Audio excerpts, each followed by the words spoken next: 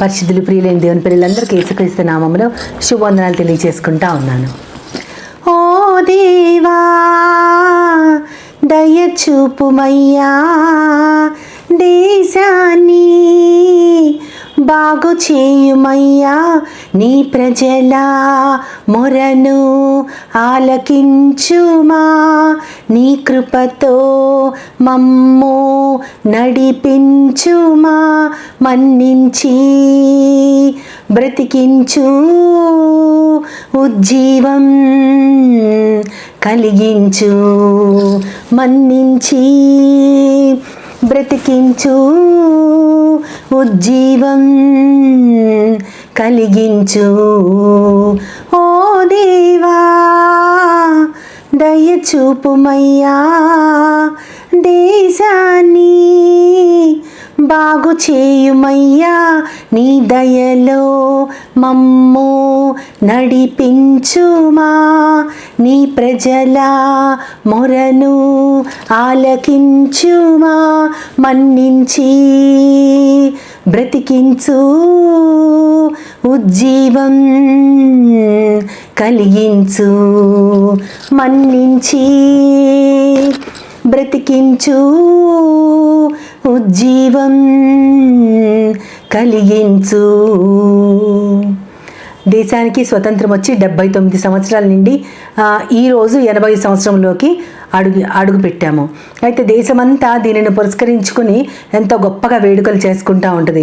మనకి స్వతంత్రం వచ్చిన కొత్తలో 5 year ప్లాన్స్ అని అవి చాలా ఉండేవి. ఆ తర్వాత మన దేశము ఆ ఇండిపెండెన్స్ కోసం ఎలా ఫైట్ చేసిందో వాళ్ళందరినీ కూడా, ఆ వీరులందరినీ, అమరవీరులందరినీ గుర్తు చేసుకోవటం, వాళ్ళని స్మరించుకోవటం, ఆ తర్వాత ఈ దేశంలో ఉన్న ఏదైతే విదేశీ పాలనలో నాశనం అయిపోయిందని మనం అనుకుంటున్నామో వాటన్నిటినీ కూడా రిస్టోర్ చేసుకొని డెవలప్మెంట్ కోసం మరిన్ని ప్రోగ్రామ్స్, ఇలా ఎన్నెన్నో ఎకనామికల్గా, ఇండస్ట్రియల్గా ఎన్నో విధాలుగా దేశం ముందుకు వెళ్ళటానికి ఎన్నో, అంటే మనం ప్రతి మనిషి కూడా స్టాండర్డ్ ఆఫ్ లివింగ్ పెరగడానికి, జాబ్ ఆపర్చునిటీస్, వీటన్నిటికి కూడా ఈ గవర్నమెంట్ ప్లాన్ చేస్తూ ముందుకు నడిపిస్తూ ఉన్నారు.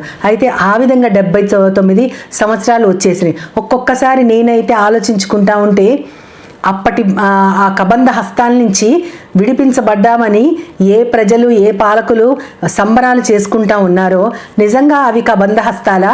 ఇప్పుడు మనం అనుభవిస్తున్నటువంటి భయంకరమైన దాడులు కానీ, ఒకరినొకరు చంపుకోవటం కానీ, ఒకరినొకరు దోచుకోవటం కానీ, పాలకులే నిజంగా రకరకాలుగా ప్రజల్ని హింసించేవారు, కీచకులు అవుతున్న వారు, ఈ విధంగా ఆలోచిస్తూ ఉంటే ఆ రోజులే, అంటే అప్పటికి మనం చాలామంది ఆ టైంలో పుట్టి లేకపోయినా సరే మనం చదువుకున్న విధానాలు ఆలోచిస్తే వారు కేవలము మొత్తాన్ని, అంటే ఇండియా మొత్తాన్ని పరిపాలించడానికి వారు కొన్ని మెజర్స్ తీసుకుని ఉండొచ్చు.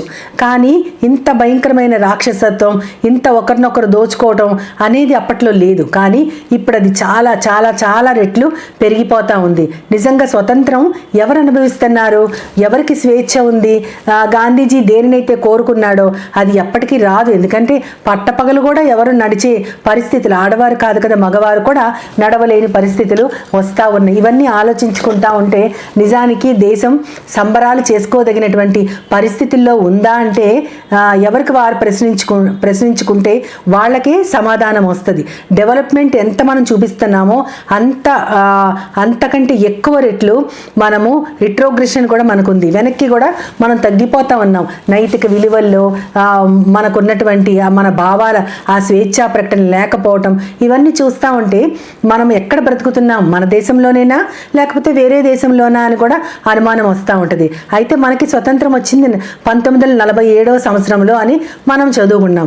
అప్పటి నుంచి ఇప్పటి వరకు కూడా ఎన్నో బ్యాక్గ్రౌండ్లో ఎన్నెన్నో జరిగినాయి, ఏవేవో జరిగినాయి. కానీ అప్పటిదాకా ఉన్న పాలన ఏంటి, ఇప్పుడు మన పాలన ఏంటి అని ఆలోచించుకుంటా ఉంటే నాకెందుకో భారతదేశము అనుభవిస్తున్న స్వతంత్రతని, మన ఆత్మ అనుభవిస్తున్న స్వతంత్రతని, ఈ రెండింటినీ కంపేర్ చేస్తూ ఒక చిన్న మెడిటేషన్ నేను చేసినప్పుడు దేవుడు అద్భుతంగా నాతో మాట్లాడి ఆయన ఆ విధానాల్ని, అంటే ఒక దేశం యొక్క స్వాతంత్రము, ఒక ఆత్మ యొక్క స్వాతంత్రము అని ఆలోచించినప్పుడు చక్కటి వాక్యాలు దేవుడు నాకు పరిశుద్ధ గ్రంథంలోంచి గుర్తు చేస్తూ ఉన్నారు. అదైతే మన దేశాన్ని వేరే వాళ్ళ చేతులలోంచి విడిపించుకుని మనం పరిపాలించుకున్నామని చెప్పుకుని ఆనందపడుతున్నాం మనం. కానీ మనము అంటే మన యొక్క ప్రాణాత్మ దేహాలు ఎవరితో పరిపాలించబడతా ఉన్నాయి? అసలు ఎవరు మనల్ని ఆక్రమించుకున్నారు? అసలు మనం ఎవరి సొత్తు? మనం ఎవరి సొత్తు అంటే మనము మన సృష్టికర్త యొక్క సొత్తు. మన మేకర్ ఎవరైతే ఉన్నారో, మనల్ని చేసిన వారు, ఏ పోలికలో చేశారు దేవుడు, ఏ స్వరూపం మనకిచ్చారు, దానిని పోగొట్టుకుని మనము దేంతో, ఇందాకైతే బ్రిటిష్ వారి పాలన అని మనం చెప్పుకుంటాం. ఇప్పుడు మరి మనము దేనితో పరిపాలించబడతా ఉన్నాం? దేవుని దగ్గర నుంచి మనం బయటకు వచ్చేసినప్పుడు మన పరిపాలకుడు ఎవరు? అప్పటిదాకా ఏదైనా తోటలో ఉన్నప్పుడు యెహోవా దేవుడు వాళ్ళిద్దరిని పరిపాలించారు. కానీ వారు అక్కడి నుంచి దేవుని సన్నిధిని కోల్పోయినప్పుడు వారి పరిపాలకుడు ఎవరు? అప్పటి నుంచి ఈ క్షణం వరకు కూడా మనుషుల్ని పరిపాలించేది ఒకరున్నారు. వాళ్ళెవరు అంటే పాపము. మనమందరం కూడా పాపానికి దాసులము. ఇందాక బ్రిటిష్ వారికి దాసులమని మన దేశం ఉన్నది. ఇప్పుడు మనం ఏంటంటే మన ప్రాణాత్మ దేహాలు వ్యక్తిగతంగా మన సృష్టికర్త నుంచి దూరం అయిపోయి పాపానికి దాసులుగా మనం ఉన్నాము. అక్కడ విదేశీ పాలనలోంచి మనం బయటకు వచ్చేసి మన సొంత జెండా, మనకు ఒక మంచి జెండా, మన దేశానికి ఒక రాజ్యాంగం, ఇవన్నీ కూడా మనకున్నాయని మనం చెప్పుకుంటాం. కానీ ఇప్పుడు మనకి నిజంగా మన ప్రాణాత్మ దేహాలకి స్వతంత్రం వచ్చిందా అంటే ఎప్పుడైతే పాపము నుంచి మనం విముక్తులం కాబడతామో అప్పుడు ఖచ్చితంగా మనము స్వాతంత్రాన్ని అనుభవిస్తాము. ఆ స్వతంత్రత మనకి తీసుకొచ్చింది ఎవరంటే క్రీస్తు యేసువారు. ఇందాక అమరవీరుల జ్ఞాపకార్థంగా ఎన్నెన్నో రకాలైనటువంటి సంస్మరణలు మనం చేసుకుంటా ఉన్నామని చెప్పుకున్నాం. ఇప్పుడు మన కోసం చనిపోయిన వారు ఎంతమంది? మన ప్రాణము, ఆత్మ, దేహము ఎవరు రక్షించారంటే ఒక్కరే. ఏ మనిషికైనా వారి యొక్క ప్రాణము, దేహము, ఆత్మ రక్షించింది యేసుక్రీస్తు వారొక్కరే. ఆయన మనిషిగా ఈ లోకానికి వచ్చి మన ప్రాణాత్మ దేహానికి కూడా స్వతంత్రతనిచ్చారు. పాపము మన మీద అధికారం చేస్తున్నప్పుడు ఆ పాపాన్ని మనము జయించలేక మనము బానిసలుగా ఆ పాపానికి దాసులమైపోయి మనకున్న అవయవాలన్నీ కూడా పాపానికి దాసులుగా ఉంటా ఉన్నాయి. రోమీయులకు రాసిన పత్రికలో కూడా పౌలు గారు చెప్తా ఉంటారు, మీరు పాపానికి దాసులై మీ యొక్క శరీరంలోని అవయవాలన్నీ పాపము కోసం పనిచేస్తున్నాయి. ఎప్పుడు? క్రీస్తు వారు వచ్చి ఆ పాపాన్ని గెలిచి పునరుద్ధానుడై లేచిన తర్వాత ఎవరైతే యేసుక్రీస్తుని నమ్మారో ఆ క్షణం దాకా, ఆయనని నమ్మిన క్షణం దాకా మన ప్రాణాత్మ దేహాలు పాపానికి దాసత్వం చేశాయి. అయితే ఇప్పుడు మీరు క్రీస్తులో స్వతంత్రాన్ని అనుభవిస్తున్న వారైతే, మనకి స్వాతంత్రాన్ని ఇచ్చింది క్రీస్తు అయితే, ఆ స్వతంత్రాన్ని అనుభవించే మనము ఖచ్చితంగా మన అవయవాల్ని ఇదివరకు ఎలాగ పాపానికి దాసులుగా ఉండి మన అవయవాల్ని పాపానికి అప్పచెప్పామో ఇప్పుడు నీతికి దాసులుగా మనము మారాలి. మన భారతదేశపు జెండా మారింది, కానీ మనల్ని పరిపాలించే ప్రభువు మాత్రం ఎప్పటికీ ఒక్కడే. ఆయన మారడు. నిన్న నేడు నిరంతరం ఏకరీతిగా ఉన్న దేవుడు. అందుకనే ప్రభువు ఆత్మ ఎక్కడ ఉండునో అక్కడ స్వతంత్రం ఉండునని మనకు కొరింథీయులకు రాసిన పత్రికలో పౌలు గారు 3వ అధ్యాయం 17వ వచనంలో చెప్తారు. ప్రభువు ఆత్మ నిజంగా మనలో ఉంటే స్వతంత్రత మనకు ఉన్నట్టే. అదేవిధంగా యేసుక్రీస్తు వారు శిష్యులతో కూడా మాట్లాడుతూ, మీరు నా వాక్యమందు నిలిచి ఉన్నట్లయితే సత్యము మిమ్మల్ని స్వతంత్రులుగా చేస్తుంది. మన భారతదేశంలో అయితే మనకి స్వేచ్ఛ వచ్చింది, మన ఇష్టానుసారంగా ఉండొచ్చు, మన మీద ఎవరు పరిపాలకులు లేరు, మనల్ని మనమే పరిపాలించుకుంటున్నాము అని చెప్పుకునేటటువంటి విధానము మన దేశాంది. అయితే మన ప్రాణాత్మ దేహాల్ని ఎవరికి అప్పగిస్తున్నాము? మనకి నిజంగా స్వాతంత్రం వస్తే, పాపము నుంచి విముక్తి పొందితే మనము ఎవరికి దాసులము? మనకి యజమాని ఎవరంటే క్రీస్తు. మనము మన జీవితాన్ని ఇష్టానుసారంగా నడుపుకోవడానికి కుదరదు. మనము వాక్యములో నిలిచిన వారమైతే సత్యము మాత్రమే స్వతంత్రము మనకు అనుగ్రహిస్తుంది. స్వేచ్ఛ మనకి కావాలంటే సత్యం ఏంటో తెలుసుకోవాలి. సత్యం ఎవరు అంటే యేసుక్రీస్తు వారే సత్యము. ఆయన సత్యవంతుడని తెలుసుకున్న ప్రతి ఒక్కళ్ళ ఆత్మ కూడా ఆయనలో నిలిచి ఉండి ఆ స్వాతంత్రాన్ని అనుభవిస్తూ ఉంటుంది. అయితే మన దేశానికి అయితే ఒక రాజ్యాంగం ఉంది.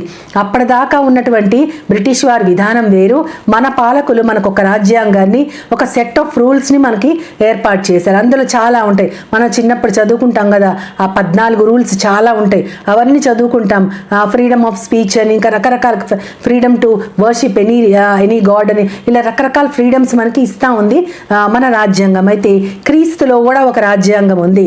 మనము క్రీస్తుని ఎరిగిన వారమైతే, మన ప్రాణాత్మ దేహాలు ఆయనతో విమోచించబడితే, ఆయన వల్ల మన స్వాతంత్రాన్ని అనుభవిస్తున్న వారము అయితే గనక మన రాజ్యాంగం ఏంటంటే, మనము గలతీయులకు రాసిన పత్రికల పౌలు గారు 5వ అధ్యాయం 31వ వచనంలో చెప్తా ఉంటారు, మీరు స్వతంత్రంలో నిలిచిన వారైతే ఒకరికొకడు దాసులవ్వండి, ఒకరినొకడు ప్రేమతో సేవించుకోండి, కానీ మీరు మళ్ళీ పాపానికి దాసులు అవ్వద్దు అంటారు. అది క్రీస్తు రాజ్యాంగంలో అది ఒక మొట్టమొదటిది. మనం ఆత్మల స్వతంత్రాన్ని అనుభవిస్తూ మళ్ళీ తిరిగి పాపానికి దాసులు అవ్వకుండా ఒకళ్ళనొకళ్ళ ప్రేమతో సేవించుకోవడం, ఆ సత్యాన్ని తెలుసుకొని మనం స్వతంత్రులు అవడం అనేది దేవుడు ఖచ్చితంగా మనల్ని కోరుకుంటాడు. అదేవిధంగా యేసుక్రీస్తు వారు చెప్తా ఉంటారు, ఈ స్వాతంత్రం మనల్ని ఎక్కడికి నడిపించాలి, ఎక్కడికి తీసుకువెళ్తుంది? ఈ ఆత్మీయ స్వతంత్రం దేనిలోంచి అంటే, మనము చేసిన ప్రతి పాపము, మన కోరికలు, మన అసూయ, ద్వేషాలు, ఇవన్నీ కూడా మనము వాటిని ఎదిరించి వాటిని చంపవలసిన వారమై ఉంటే మనం అది చేయలేకపోతున్నాం. కాబట్టి మన తరఫున వచ్చిన రక్షకుడు వాటినన్నిటినీ కూడా జయించే శక్తి మనకు కూడా ఇచ్చి అనేక మందిని ఆయన వెలుగులోకి నడిపించబద్దులమై మనం ఉన్నాం. కాబట్టి మనం ఆ స్వాతంత్రాన్ని అనుభవిస్తే మన దేవుడు ఎన్నటికీ మారని దేవుడు, మనకి స్వతంత్రాన్ని ఇచ్చిన దేవుడు, మన పక్షాన మన కోసం, మన భారతదేశం కోసం ఎంతోమంది అమరవీరులు పోరాడారు, చనిపోయారు, లక్షల మంది అయి ఉండొచ్చు. కానీ ఇక్కడ ఒకే ఒక్క నాయకుడు మనకున్నాడు, ఆ యజమాని, దేవుడే మన యజమాని. ఆయనే మనిషి రూపంలో వచ్చి మనల్ని విడిపించిన దేవుడు. ఆ స్వాతంత్రత మన ఆత్మలో ఉంది కాబట్టి ప్రభువు ఆత్మ మన ఎక్కడ ఉంటే అక్కడ మనకి స్వాతంత్రం ఉంటుంది. ఆ ప్రభువు ఆత్మ మన మీద నిలిచి ఉండి మనం ఎప్పటికి కూడా స్వేచ్ఛా స్వాతంత్రాన్ని అనుభవిస్తూ ఆయనలో మనము వేరుపారుతూ అనేక మందిని మనలాగే మనము గనక పాపము నుండి విముక్తులైతే ఇతరులను కూడా పాపాన్ని నుంచి విముక్తులు చేయడానికి వాక్యము మనం ఎలా వాక్యములో వేరు పారేమో వారందరికీ కూడా ఆ వాక్యాన్ని రుచి చూపిస్తూ ముందుకు నడవాలని మనందరి తరఫున ప్రార్థన చేస్తూ దేవుని సహాయాన్ని కోరుకుంటాను.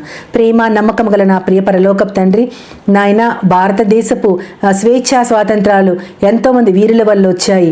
మేము ఒక పరాయి పాలన నుంచి విడిపించబడ్డాము, ఒక డెవలప్మెంట్ వైపుకి మేము నడుస్తున్నామని అనుకుంటా ఉన్నాం. ప్రవ్వ నాయన ఇక్కడైతే ప్రవ్వ ప్రాణాత్మ దేహాలను విడిపించిన వారు ఒకే ఒక్క దేవుడు. ఆయన ఆత్మ ఎక్కడ ఉంటుందో అక్కడే స్వాతంత్రం ఉంటుంది. ఈ స్వాతంత్రతలో మీరు నిలిచి ఉండండి. ఒకళ్ళకొకళ్ళు మీరు తిరిగి మళ్ళీ మీ అవయవాల్ని పాపానికి దాసులుగా చేయకుండా నీతికి దాసులుగా చేసి ప్రభు ఇచ్చే రాజ్యాంగం ఒక్కటే. ఒకరినొకరు ఏ స్వాతంత్రం అనుభవిస్తున్నారో దాని వైపుకి ఒకరినొకరు పురికొల్పుకుంటూ ఆయనకి మన జీవితాన్ని సమర్పించి ఆయన చెప్పిన ప్రకారము ఆయనని అనుసరించి నడవడం మాత్రమే మేము చేయాల్సింది. ప్రభా, ఇంత గొప్ప స్వాతంత్రం, పాపం మీద ఒక గొప్ప విడుదల మాకు అనుగ్రహించి మమ్మల్ని విజయులుగా చేసిన విజయుడైన మా క్రీస్తు వారికి వందనాలు చెల్లించుకుంటూ మేమందరం కూడా అనేక మందిని ఇటువంటి స్వాతంత్రం అనుభవించటానికి మేము అర్హులుగా ఉండి వాళ్ళందరినీ వెలుగులు నడిపించబద్దులమై ఉన్నామని ప్రతి విధమైన ఘనతను, మహిమను, ప్రభావాన్ని నీకు మాత్రమే ఆపాదిస్తూ ఆ స్వతంత్రాన్ని అనేక మంది అనుభవించాలని కోరుకుంటూ నీ ప్రియ కుమారుడు నా ప్రియ ప్రభు యేసుక్రీస్తు వారి ద్వారా కోరి ప్రార్థిస్తున్నాను పరమ తండ్రి. ఆమేన్, ఆమేన్, ఆమేన్. వందనాలు. As Jesus now, He's always near.